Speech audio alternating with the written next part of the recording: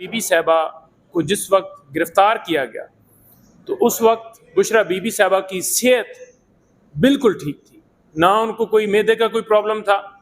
نہ ان کو کوئی ہارٹ کا کوئی پرابلم تھا، نہ ان کو کسی قسم کی کوئی بلڈ پریشر کی یا کسی قسم کا کوئی بھی ان کو بیماری تھی۔ تو یہ ساری صورتحال جو آج آپ دیکھ رہے ہیں، رات جو صورتحال ہوئی، جو اس سے پہلے 2 مہینے ہو گئے ہم چلا رہے ہیں کہ ان کے ٹیسٹ کروائے جائیں،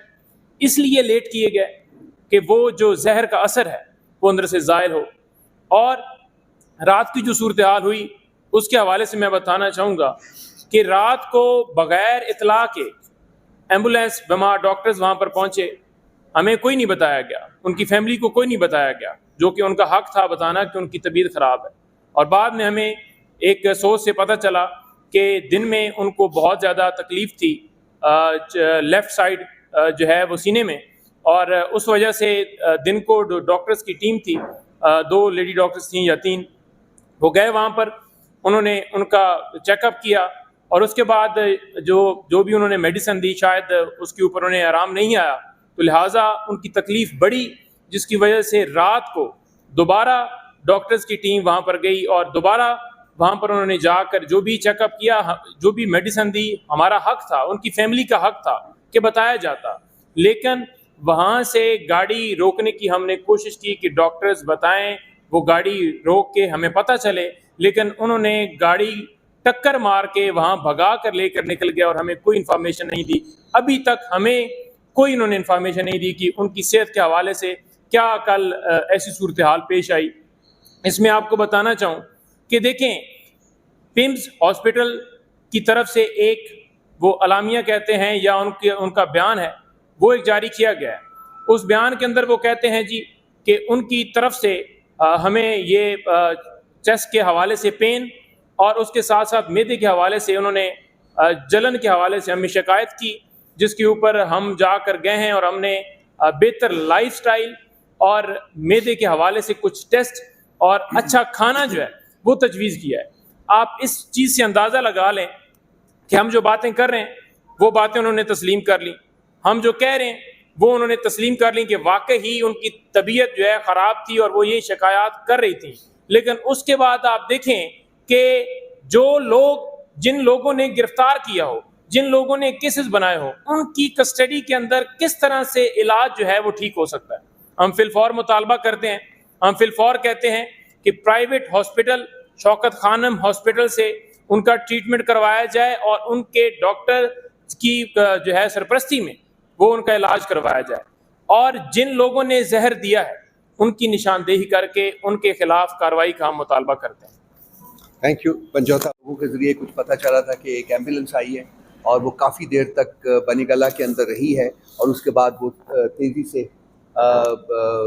باہر نکل گئی۔ ہمارے کچھ لوگوں کو پتہ چلا تو وہ وہاں پہنچے، انہوں نے اس ایمبولینس کو روکنے کی کوشش کی لیکن وہ نہیں روکی۔ اس کے بعد دوبارہ سے لیٹ نائٹ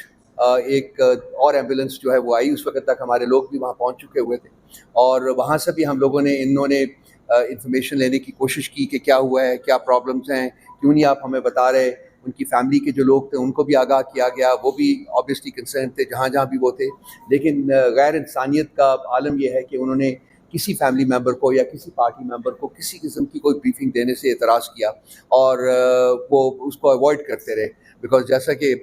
سینیٹر محمد صاحب نے کہا ہے کہ یہاں ایک جرم کیا گیا ہے اور اس جرم کو چھپانے کی ناکام کوشش ہو رہی ہے۔ سو 2 لوگ ہمارے جو کہ کل رات کو بنی گلہ میں موجود تھے، ایک میرے لیفٹ سائڈ کے اوپر بیٹھے ہوئے نعیم پنجوتا صاحب یہ موجود تھے، اور ہماری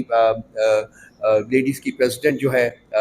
کمل شوزب صاحبہ وہ بھی وہاں موجود تھی، میرا خیال ہے صبح ارلی آورز تک وہاں یہ موجود رہے ہیں۔ تو میں چاہوں گا کہ نعیم پہلے بریف کر دیں ذرا آپ کو کہ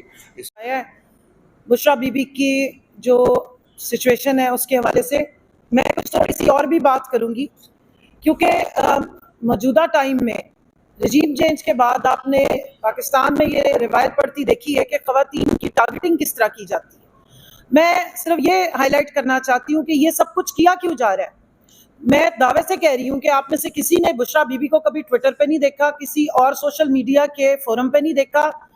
کسی پولیٹیکل فورم پہ بیٹھ کے پولیٹکس کرتے نہیں دیکھا، تو کیا وجہ ہے کہ ان کے ساتھ اس قسم کا سلوک کیا جا رہا ہے؟ کیا وجہ ہے کہ سابق وزیر اعظم کی جو اہلیہ ہیں سابق خاتون اول جنہوں نے ایون خاتون اول ہوتے ہوئے بھی کوئی اسٹیٹ کے پروٹوکولز انجوائے نہیں کیا, آپ نے ان کو کسی تقریبات میں نہیں دیکھا ہوگا کہ وہ آئی ہوں یا انہوں نے کوئی سیاسی بیانات دیے ہوں.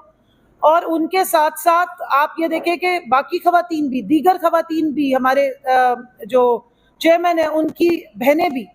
آج تک انہوں نے کبھی کسی بھی سیاسی معاملات میں دخل اندازی نہیں کی, نہ کسی پارٹی کے عہدے کو انجوائے کیا ہے, نہ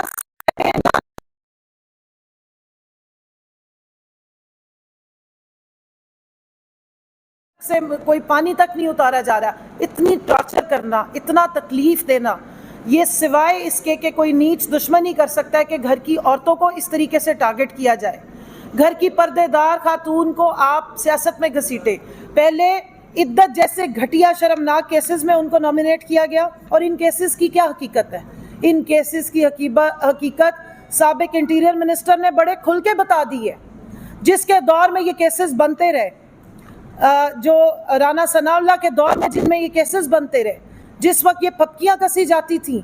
سابقہ خاتون اول کے نام پہ اتنے بڑی بڑی داستانیں اور پریس کانفرنس کی جاتی تھی, آج اس نے آگے بتا دیا ہے کہ اگر عمران خان صاحب کسی ٹیبل پہ بیٹھ جائیں, ہمارے ساتھ ڈیل کر لیں, تو یہ سارے کیسز ختم ہو سکتے ہیں.